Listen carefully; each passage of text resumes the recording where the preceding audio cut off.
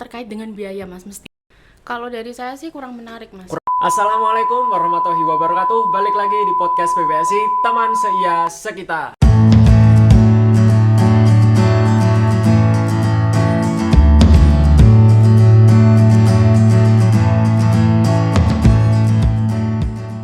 Sebelum itu jangan lupa like, comment, subscribe, dan bagikan video ini ke teman-teman kalian agar PBSI selalu memberikan kisah-kisah inspiratif, kisah-kisah mistis, dan konten-konten yang menarik lainnya ya, agar tidak garing selama pandemi ya. Jadi saya tuh mengundang Mbak Eva ini karena tertarik dengan postingan-postingan yang ada di Instagramnya Mbak Eva. Oke. Ya, di sana itu banyak postingan mengenai pramuka ya sebenarnya Iya, ya.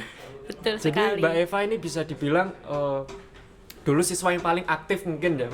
Iya, kemungkinan. Kemungkinan ya. Aduh ini ragu-ragu ini kalau kemungkinan. Jadi tema pada perbincangan kali ini adalah cerita pramuka dan mistisnya. Iya, betul. Jadi anak pramuka itu seneng nggak sih Mbak Eva? Atau bagaimana sih senengnya terus lika-likunya itu ada nggak sih?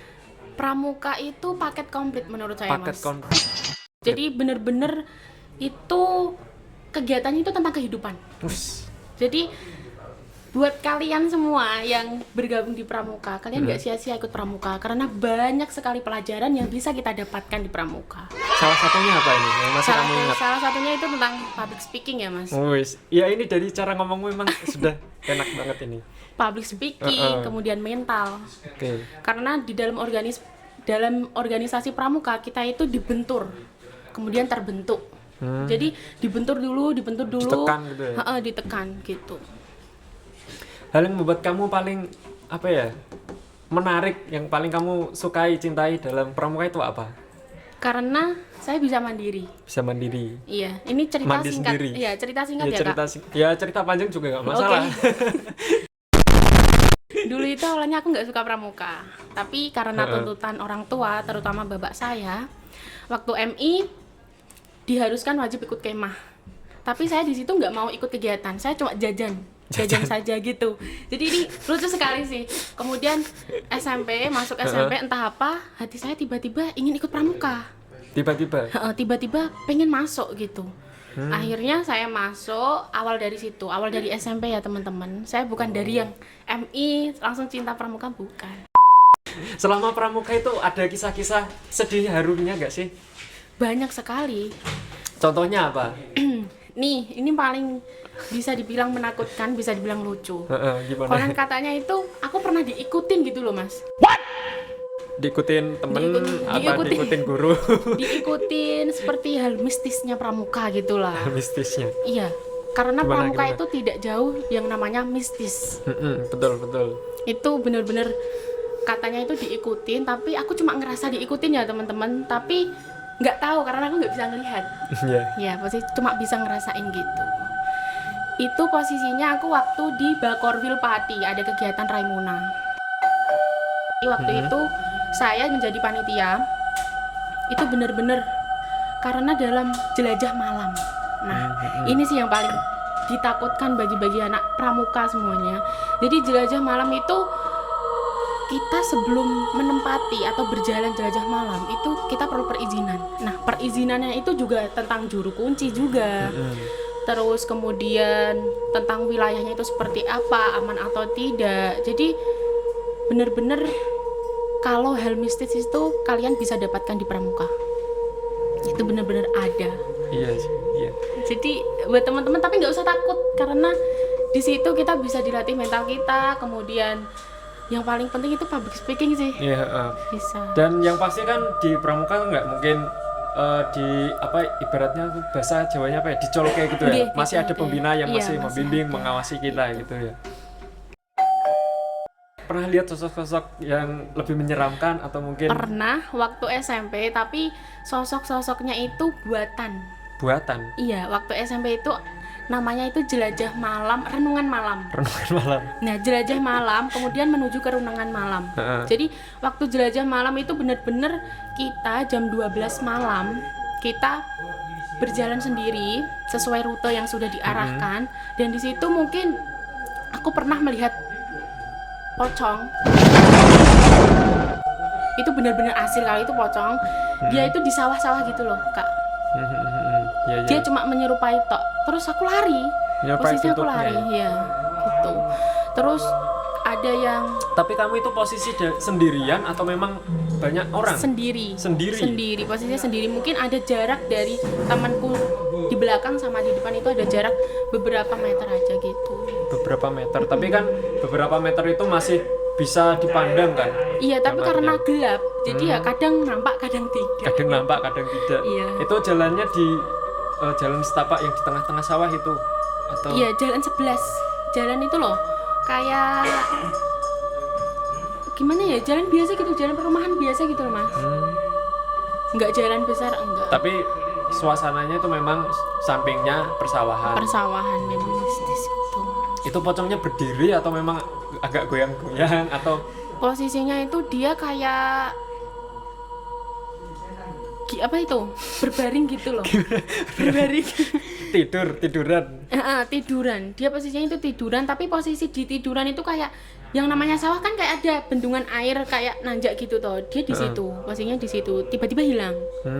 Terus saya lari posisinya, terus kemudian teman saya juga pernah disandingi. Yang namanya pocong besar tinggi itu apa ya? kurang tahu ya. Emang itu, ada jenis-jenisnya ya? Ada. Itu benar-benar ada, nyata itu dari pembina pun. Dari sudut pandang yang lihat itu tingginya berapa meter? Sampai langit mungkin. Hah? Iya benar, itu Serius? sampai langit, putih sampai langit. Itu benar-benar nyata. Kalau Sampai langit. Iya, putih gitu loh, kayak ujung-ujung gitu loh. Terus ini Iya, ini serius. Makanya saya cerita ini agak merinding. dulu sampai langit tuh tinggi banget loh. Iya, yang namanya ujung-ujung kan gitu, Mas. Kayak putih yang pas kita lihat setara kita itu putih kayak pocong, tapi pas kita lihat itu putihnya panjang gitu loh. Itu ada, benar-benar ada. Itu temanku karena kelelahan dia dihampiri itu. Dan terus setelah itu temanmu itu gimana nasibnya? Langsung digembori pembina, posisi itu langsung dia bangun, dia lari. Itu posisi jelajah malam juga di persawahan. Orang-orang lain itu pada tahu atau memang hanya dia saja yang tahu merasakan? karena kelihatan. Mungkin ada kesalahan karena kita mungkin belum pamit atau ada yang dalam perjalanan kurang ajar dalam berbicara ataupun apa gitu. Harus ada itu ya sopan santun saat melakukan apa tadi ritual malam atau jelajah malam. Jelajah malam. Ritual malam itu malah kayak acara-acara horor yang tengah malam. Gitu. Biasa jelajah malam. Dulu sih pernah ya. Oh iya. Saya dulu juga ada kegiatan jelajah malam, cuman pada waktu itu memang saya nggak mengikuti. Jadi saya memang seru Mas sebenarnya. Waduh, itu benar-benar apa ya? Teman-teman yang ikut itu pada bilang ya memang pada bilang seru, terus ada horor-horor. Iya. Saya yang tidak mengikuti agak kecewa sih sebenarnya pada waktu itu. Tengah malam pukul 1 kalau nggak salah. Iya, pukul 1 biasanya gitu. Selain itu, hal-hal yang mungkin tidak bisa kamu lupakan saat menjadi tim-tim pramuka. Kalau waktu SMP tentang jelajah malam ya, khususnya tentang tadi yang diceritakan. Tapi kalau untuk SMA itu kita itu kayak ditekan banget gitu loh. SMA itu kayak dicolke. Bedanya pramuka SMP sama SMA itu gitu. Kalau SMP itu masih dituntun, kalau SMA itu dicolke. Berjalan sendiri. Berjalan sendiri. Kita cuma menyampaikan sebuah konsep kegiatan di ACC atau enggaknya nanti tergantung gitu. Sistemnya berarti hampir mirip dengan OSIS ya. Iya, peranannya. Gitu. Tapi aku juga mengikuti itu, Mas. OSIS. Enggak. Aku mengikuti pramuka tingkat Kwarcap. Tingkat? Kwarcap. Jadi itu ada kayak DA, Dewan Ambalan, kemudian Dewan Ranting, lalu cabang, daerah. Oh. Aku yang sampai cabang ini. Kalau yang sampai cabang itu berarti pernah mengikuti kegiatan-kegiatan yang dilaksanakan mungkin polisi atau apa?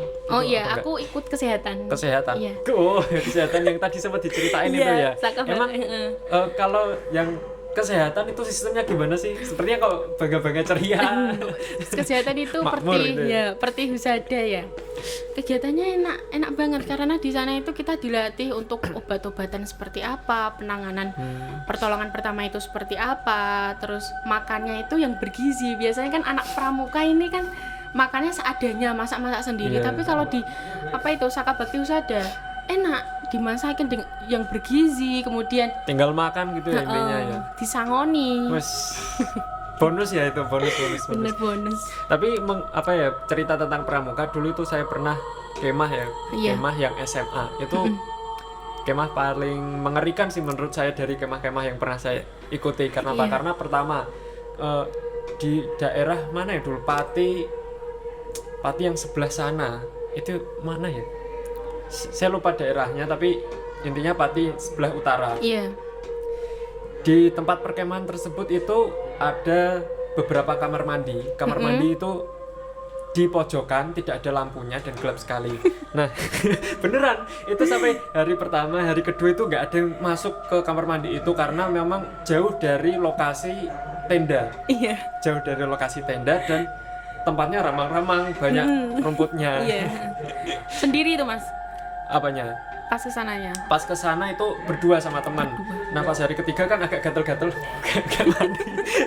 Iya, gak mandi. Intinya itu gak mandi terus kok agak gatel-gatel. Terus kan kalau mandi di pemukiman itu antrinya tuh lama, mager, malas gitu ya. Yaudah akhirnya sama teman saya tuh nekat ke situ. Ayo kamar mandi situ aja, sepi, aman-aman. Kita kan istilahnya kalau kita sopan ya kita pasti nggak akan diganggu betul. Ya. Saya sama teman menyusuri lama-lama semakin deket kok, auranya emang beda. Setelah sampai di lokasi kamar mandi, satu hal yang bikin saya kaget. Kenapa? Banyak darah di sana. Darah? Iya banyak darah, sampai saya tuh ngecek gini beneran apa enggak, ternyata memang banyak darah. Terus saya pindah ke samping pindah ke samping tuh airnya tuh gelap warnanya, keruh gitu. Oh, apa kamar mandi ini nggak pernah dipakai. Iya. Saya ke samping lagi dan masih ada beberapa bercak darah berceceran, cuman ya udah saya nekat aja mandi di situ karena badan sudah istilahnya tuh peliket, lengket gitu ya, lengket terus gatal. Saya mandi di situ terus ya udah saya mandi, saya tidak mengganggu kehidupan mereka. Iya, niatnya Yaudah, mandi gitu. Ya niatnya sudah mandi. Saya permisi dulu pas mandi itu. Pas setelah mandi tuh saya kepikiran tuh sampai di rumah. Saya masih mikir itu darah apa kok berceceran. Saya masih mikir itu. Saya nggak berani tanya ke pihak guru, terus pihak tim pramuka nggak berani. Dan pas selama perkemahan tersebut itu selalu muncul namanya kesurupan. Itu satu hal yang sebenarnya bikin saya nggak takut tapi seneng karena heboh gitu loh. Heboh antara tim tenda satu dengan tim tenda lain tuh beradu argumen, beradu pendapat. Ini pasti ini seru. Terus akhirnya tuh cerita ngelumpuk, terus kita cerita horor bareng-bareng itu seru sih. Tapi bikin sedihnya itu ya yang menangani itu loh. Yang menangani pasti. Karena dari sini kesurupan masih ke sana. Akhirnya kan kekurangan tim ya. Terus gimana caranya? Ya guru ikut bertindak juga. Itu ngeri kalau kesurupan. Biasanya itu kayak kesurupan satu bisa merambat ke semua gitu. Itu yang paling saya itu juga pernah aku ngalamin kesurupan. Bukan aku ya Mas, tapi temanku. Tapi kamu pernah kesurupan nggak sih? Alhamdulillah tidak, dan jangan pernah ya. Tapi kalau dilihat dari gelagatmu ini kayaknya kamu tidak takut dengan hal seperti itu. Sepertinya lo ya, sepertinya. Kadang itu kesurupan itu dari hal melamun nggak sih, atau kesepian atau apa? Kalau dari materi-materi yang aku dapatkan itu yang pertama capek. Kalau kita capek, kelelahan, pasti kita kan pengen istirahat. Nah, pembawaannya nanti melalui ngalamun, terus ngalamun sendiri gitu. Terus akhirnya dapat masuk. Biasanya Mas, kalau hal seperti itu dia itu seneng mendekati sama orang-orang yang capek, kesel gitu loh, kelelahan, emosi lagi tinggi atau apa, itu gampang banget masuk. Jadi jangan sampai segitulah.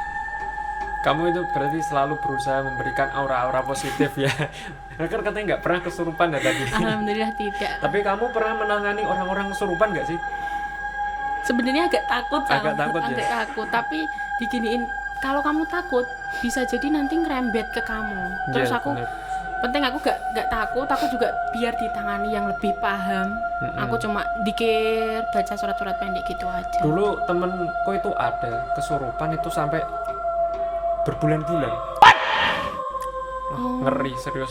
Jadi dulu itu yang pernah saya ingat pas pelajaran kosong di sekolahan. Biasanya pelajaran kosong kita kan main-main, gembuyaan gitu satu sama lain. Itu tiba-tiba dia tuh menangis. Menangis. Perempuan apa? Perempuan. Lagi? Perempuan. Kita teman-temannya paham kalau itu kesurupan. Iya. Akhirnya entah kita yang berusaha jadi kiai atau kita jadi memoten, saya nggak tahu ya. Ayo kita melingkar, bacain Yasin. Yasin. Setelah dibacain Yasin, semakin itu panas. Oh iya. Terus kan dia kok semakin tidak bisa dikendalikan. Istilahnya tuh tingkahnya dia tuh seperti petinju.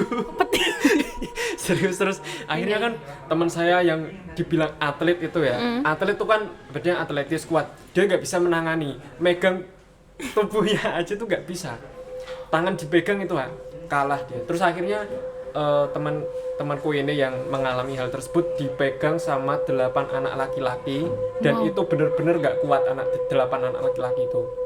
Terus ketuanya saya saya panggil guru kan, guru, terus didekati, terus nggak tahu dibacain apa, nggak tahu ya, terus tiba-tiba tuh Marda. sadar sendiri. Itu benar-benar berbulan-bulan. Berbulan-bulan ternyata masuk keluar gitu. Ternyata memang dia diikuti. Ngeri sih itu. Kadang kalau pelajaran kosong itu teman sekelas selalu trauma. Nanti kalau ada hal kejadian seperti ini sulit menangani gitu. Oke. Kamu saat ini kan sudah masuk ke dunia perkuliahan, otomatis kan di PBS ini kan nggak ada yang namanya pramuka. Kamu sempat merasa sedih, kesepian karena nggak bisa mengikuti hal-hal tersebut lagi nggak?